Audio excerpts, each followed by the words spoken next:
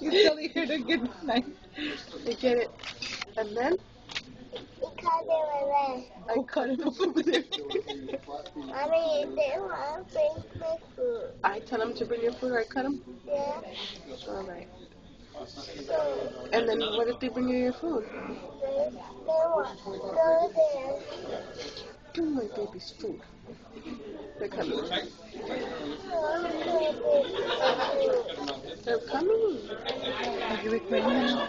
They want to bring me food. They won't bring it. No. Really nice. I pull a knife. Yeah. Really nice. And what do I do? Baby. What about that? What? What do you want me to do? Yes. What about up there? Yes. What do you want to come? The food doesn't want to come. So what do I do with the knife? Upstairs. I put it up there? Yeah. And I leave it up there? That's it? I'll put it away. I put it away? What do you want me to do? He caught it. I cut it.